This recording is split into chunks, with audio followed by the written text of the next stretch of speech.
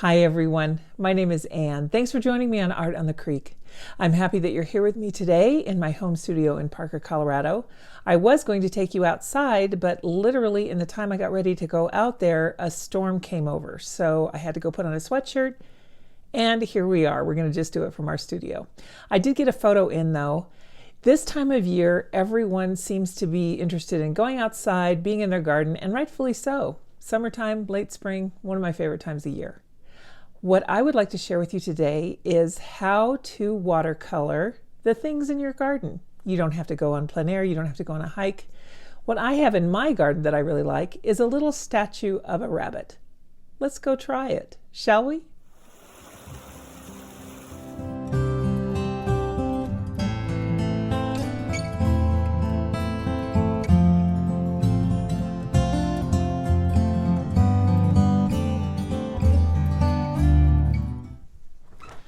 Well, if you don't want to paint a statue, you can definitely paint some of your flowers. I don't have any flowers because the deer eat them. So I'm going to paint a statue. I'm going to use these paints. They are just a mix of Daniel Smith, M. Graham, Core, Winsor Newton. I think that's everything. So these are just what I call my studio paints because they're just my mix of kind of my ideal palette for being in my studio. So I will try and put a little note up on screen or in the description of the colors I'm using. But here's our little rabbit. My sketch, as you can see, I'll put up the picture here when I'm talking. My sketch is a little bit off, but that's okay because I had to format him a little bit different to fit on this 8x8 paper to make him the size I wanted. So my guy's just a little bit different. But what I wanted to share with you when you're dealing with sculpture, now this rabbit, I made the lines very dark, so I'm hoping you can see them. This particular rabbit is made of, I think he's cast iron. He's either cast iron or a very heavy pottery. There is a seam down here, kind of like a, you know, those cake molds that go together and they're three-dimensional, or a chocolate mold. That's kind of what he looks like. So I like the angular look to him, and that's why I drew him in that way. Here it is. I've got my kneaded eraser, and I just want to get rid of some of my guidelines. There we go. So I'm just going to roll over this a little bit. I'm going to leave the thick lines on the outside though, because I think I want to leave those for you all in case so you can see a little bit better. So I'm using a number 8 Princeton. This is the Neptune number 8 round. I really like them.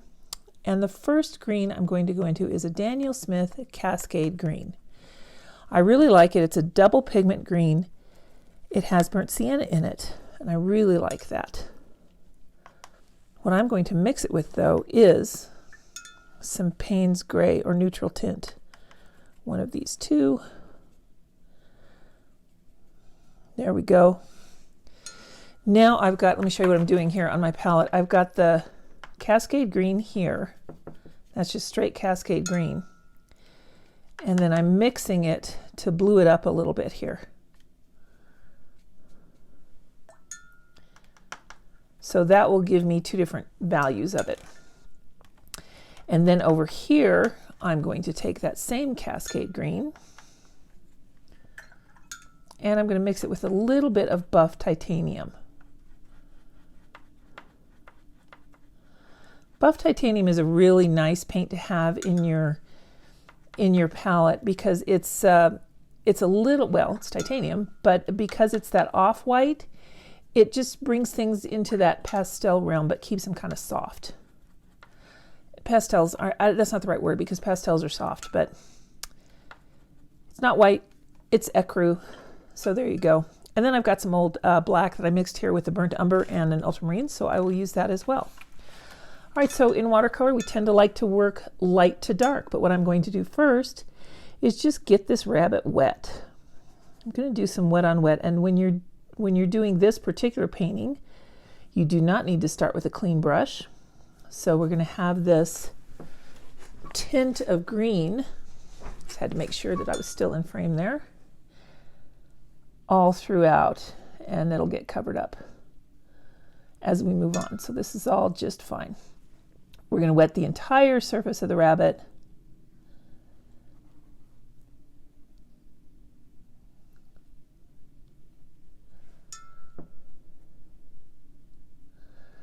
There we go. And we might have to come back and work in sections, but for now, that's good. So I'm going to go into, first of all, that Cascade Green Buff Titanium mix. And I'm just going to go right around his ears and down the bridge of his nose. A little bit in the hollow of his cheek, kind of looking for the darker portions for now. And I'm not being real careful as to placement. I'm just getting some color down. And let's see, I'll put some here. And we'll just kind of dapple it in there. And get his little tail. Now I'm just going to let that dry a little bit. And while that's drying, I'm going to go over here into this corner where I have the gray mixed up. And again, that is burnt umber and ultramarine. And I'm just going to give him a little bit of ground to sit on here. Now I'm going near that edge of where I painted, but I'm trying not to touch it just yet. I don't want this to blend in. I don't want the pigment, the gray, to go up into the rabbit yet. So we're just going to do this.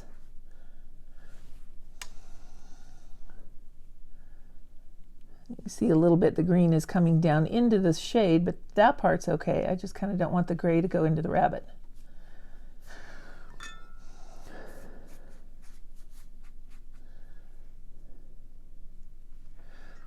All right, for now, that's all I want to do there. Now I'm going to go into that Cascade Green that is just Cascade Green. And let's fill in some of these areas on the rabbit that would be just a little bit darker.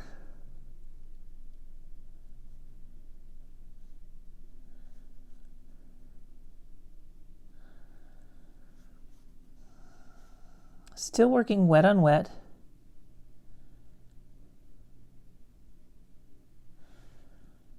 Still taking advantage of this pigment's ability to travel on the page.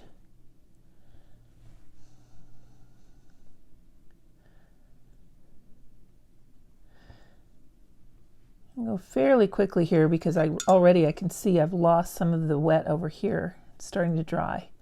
So we'll just go in with a damp brush and spread that around a little.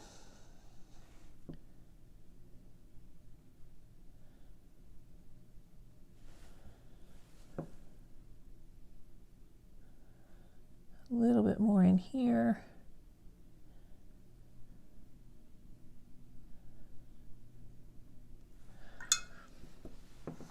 All right, now you can either let this dry naturally or you can get a heat tool and run it over it.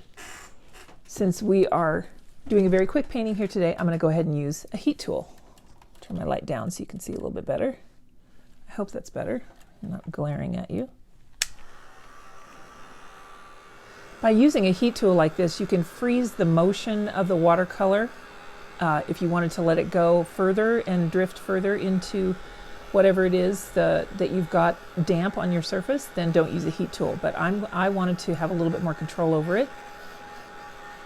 So I am using a heat tool here, and I want to run it across the back just to make sure. Perfect. All right, now, see, this is neutral tint, I believe, yes. The M-Gram Neutral Smith, great. The M-Gram Neutral Tint is a little bit purple.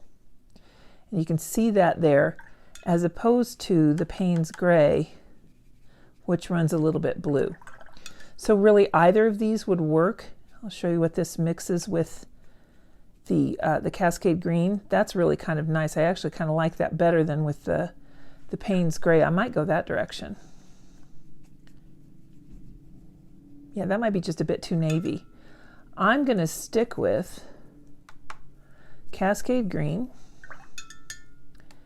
and Neutral Tint.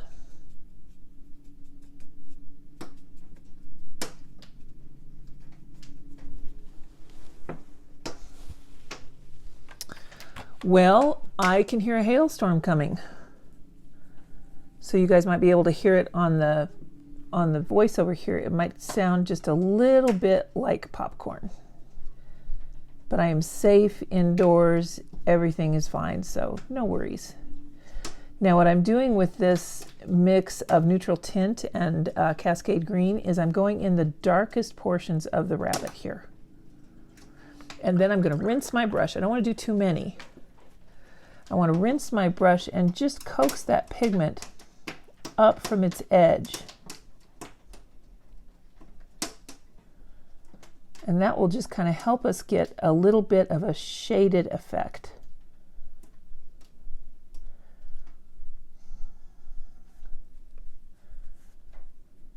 Under the chin.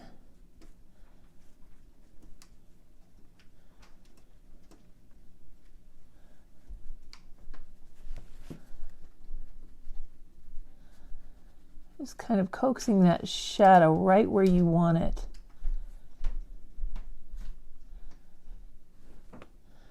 Get my brush wet again.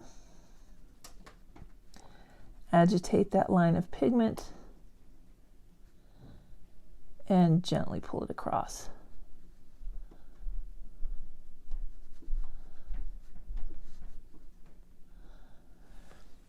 Go back in here just a little bit and I'll just drop some more pigment in. I thought those folds were just kind of interesting.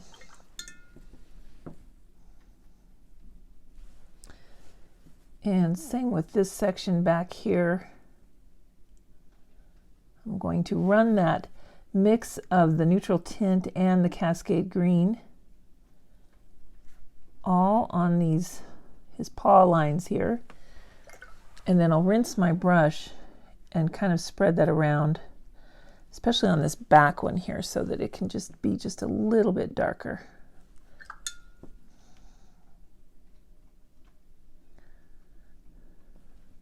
You don't want to get too much water down when you do this. You just want it to be just enough, and I know that that's kind of hard to explain, but you want it to have a sheen, not a puddle. That's the best way I can explain it to you. And then that seam kind of just follows up the ridge of his head here.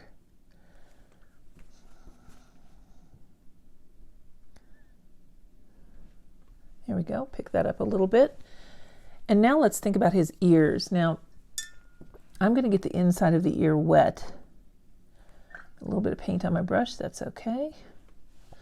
And I'm going to go into this darker green that we have, the Cascade Green that we've mixed with the neutral tint, and I'm just going to place it along the edge here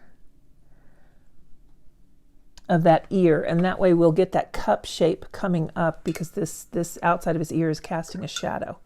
And you'll notice that whenever you get those darker parts in, oftentimes you will need to punch up things around it to change your values.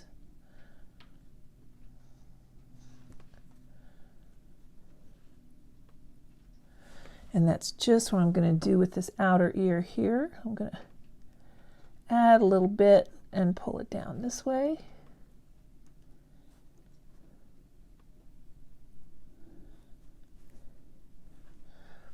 Rinse my brush and just kind of blend this around. I really like the very soft nature of the little lines in this rabbit. I thought it looked really kind of cool. Drop some neutral tint in this section here. And whenever I am using the neutral tint, it is always mixed with that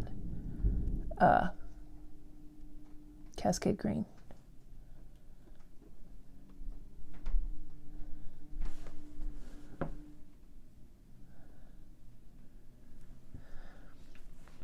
There we go. Now I'm going to pull that down. That's a bit too much of a hard line.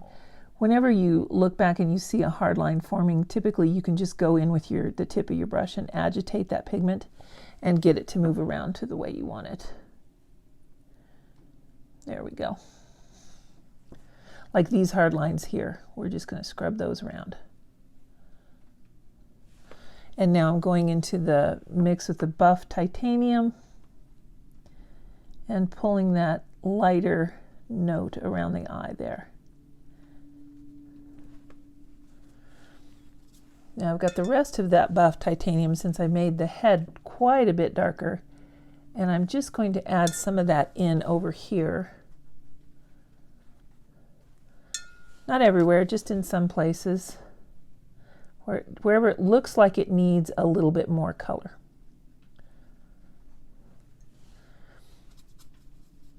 And then I'm kind of watering down that mix, just a watery mix here, I'll show you, of that Cascade Green mixed with the neutral tint or the Payne's Gray, either one.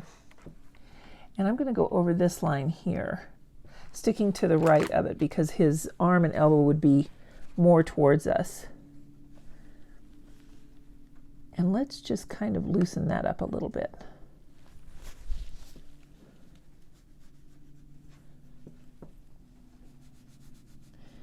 And now that that gray at the bottom has dried, we can definitely get that pigment a little bit more down there, closer to it.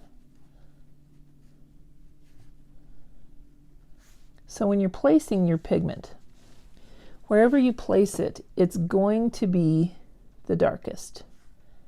And then where you place your water, the paint will migrate along that path. So for instance, here we've got, I'll just get that area wet with clean water, and we can just go ahead and put in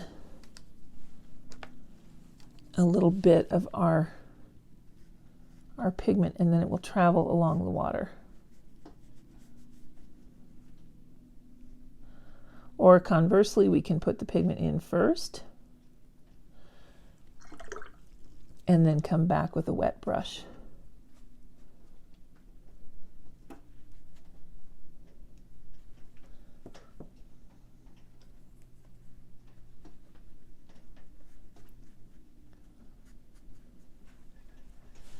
And let's see, I want to have a little bit of dark going along here, I think, some of the darker lines.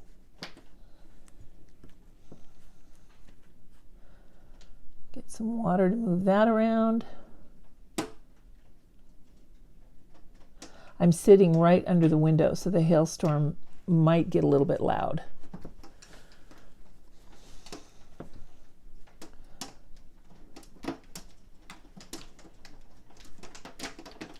Here it comes.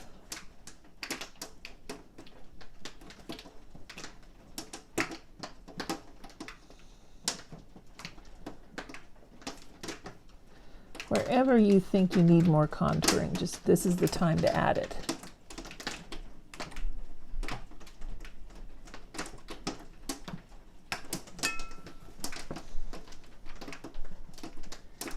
And then if you don't like what you have, just kind of move it around with a wet brush. Now what I think I'm going to do is lift off some of this because I think I liked the way that it was a little bit mottled before. So I've just got a wet brush and I'm just going in and lifting off some of this patina. There, I really like that. Now I'm going to hit it with the heat tool one more time because now I want to work on his eye. How big are these hailstones? They are the size of peas, very small, which I'm glad. We get a lot of hail here in Colorado. I don't know if you get a lot of hailstorms where you are, but they can really do a lot of damage. We've had some, well, we've had our roof replaced due to hail. And gosh, that year the whole neighborhood got their roof replaced. It was really something. I'm just going to go over this mouth and nose once more and kind of under here just a little. Get my brush wet and pull this down. Give that pigment a place to travel. Watercolor wants to be with other wet elements, so it will travel wherever you tell it to. As long as you put the water down, you'll give it a nice path.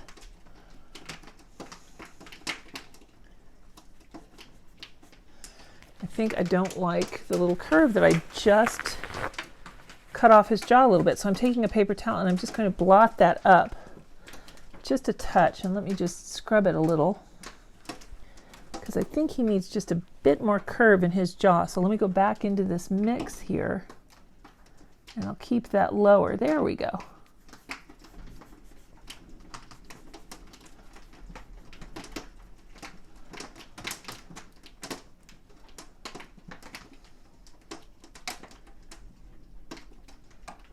Now, you know, if you don't want to use a big brush like that, let me show you. You can use a very small brush. I've got here a 1/8 inch dagger brush.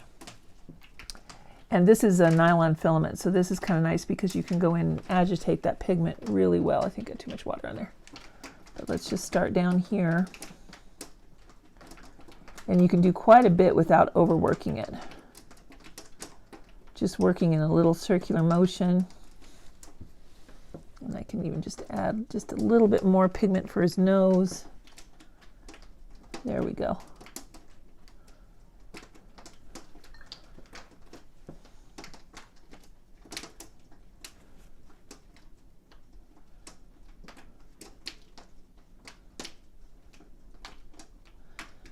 There, now that helped to bring that to the forefront, definitely. And this little area under there would just have a touch of a shadow. So there. That's done with his face. Now let's get into his eye. Now there is a little ring around his eye, and over here we can just see the very edge of it. But right here, we're going to go back into the buff titanium. I'm going to fill in the green first. And now what I'm going to do is dry it. All right, so now we've got that. I am going to put a fresh coat of water over it very lightly and go back into this darker green that I have. And just along the bottom, just add that shadow. And now I'll go in with just a damp brush and coax that pigment.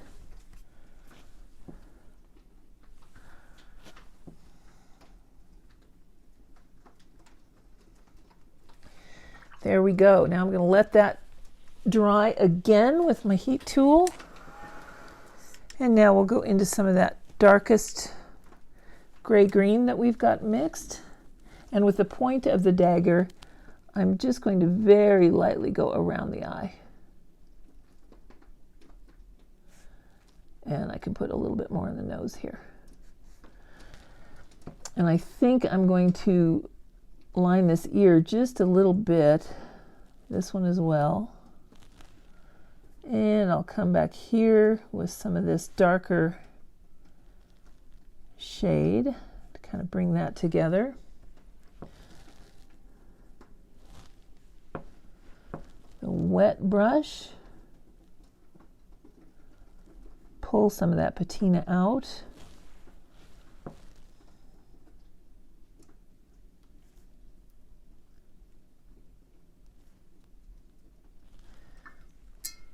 Get it a little bit blended in. You just want it to be a soft blend. I'm not looking to make an outline. Just trying to get that to be a soft definition there.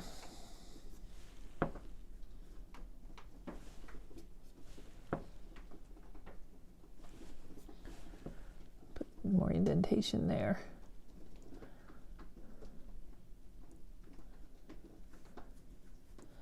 There we go, and we'll connect that into his head just a little bit. There, now I'm going to stop that movement of the paint right there.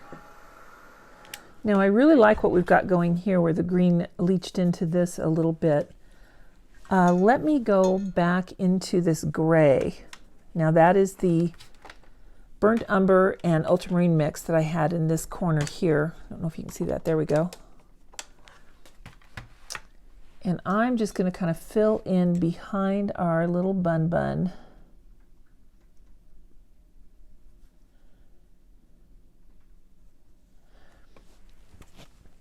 Just a little bit of gray.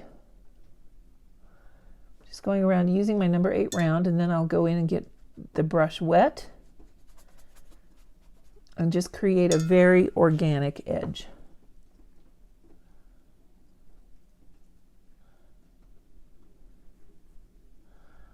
Kind of agitate that pigment under where I had it before so that we don't have too much of an overlap in value. Turn this upside down so that I can do the same here. And I just realized I went over a pencil line. I could have erased it, but something like this, it definitely doesn't matter. Sometimes you might want to leave your pencil lines too, because sometimes, now, hold on, I'm going to interrupt myself. I'm leaching into this gray-green mix, the Cascade Green and the neutral tint, and that's going to work out just fine because the light from the bunny can reflect into the background here. Any rate, you can leave your pencil lines because a lot of times it just helps to make it, to establish that you were the one that drew it as well. So let me get in between his ears here. I don't know, there's something charming about a watercolor where you can really still see the sketch. And just get into the water.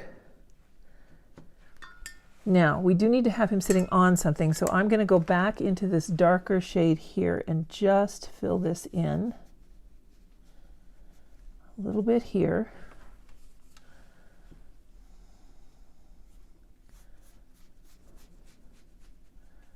And just kind of make that darker in front.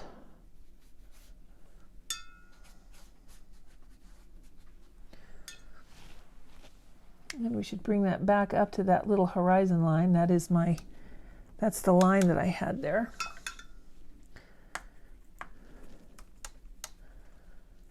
Almost have enough pigment mixed.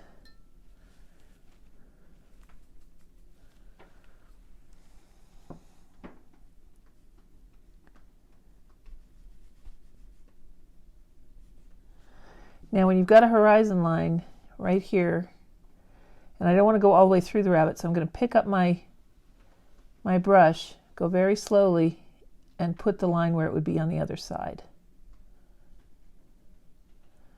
And since that mix definitely has more green in it than it did initially, I'm going to bring that back up to the underside of the rabbit in front.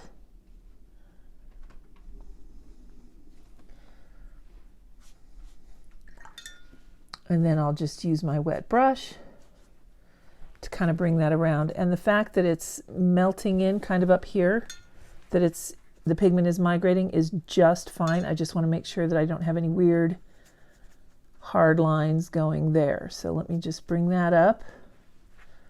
This one too.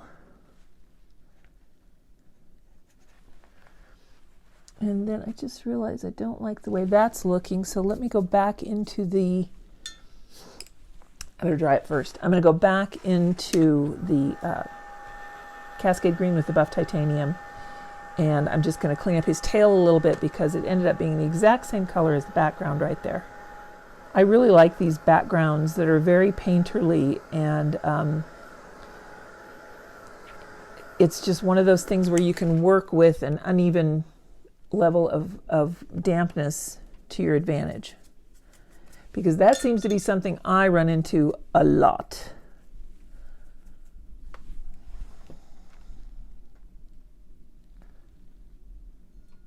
All right, back into that darkest mix of the neutral tint and the Cascade Green, and let's just get some, there we go. Okay, connect this back to his bum just a little. There.